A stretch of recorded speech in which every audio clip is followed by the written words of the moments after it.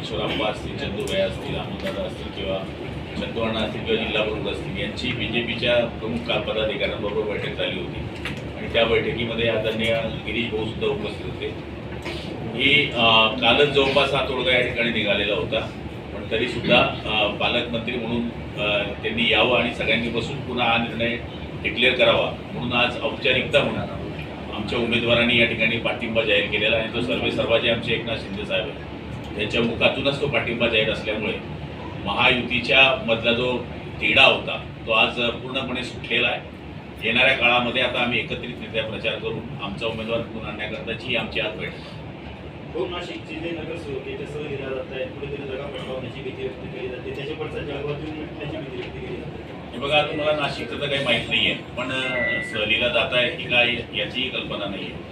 आणि मला तरी असं वाटतं की निवडणुकीचा एक भाग असतो की बा आजच सहल होते असं नाही आहे. आपण बऱ्याच निवडणुका बघतो, आमदारसुद्धा हलवले जातात, ग्रामपंचायतचे सदस्य घेऊन झाले जातात, नगरसेवक घेऊन जाणं हे काही मला वाटतं काही चुकीचं वाटत नाही. वाटलं असेल की 2-4 दिवस बाहेर फिरून आणावं, त्याच्यामध्ये सहल बिल नाही आहे. एकत्रित सगळे राहावे, एकमेकाची विचाराचं मंथन व्हावं, आपल्यामधला असलेला दुवा एकत्रित यावा आणि इतकं घट्ट व्हावं. त्यांना ते पटतंय.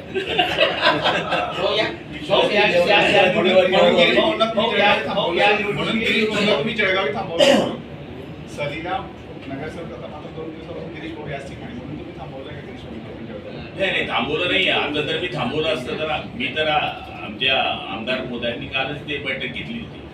पण या निमित्ताने पुन्हा काल पेपरला बातमी होती आणि टीव्हीलाही बातमी होती की पालकमंत्री अनुपस्थित.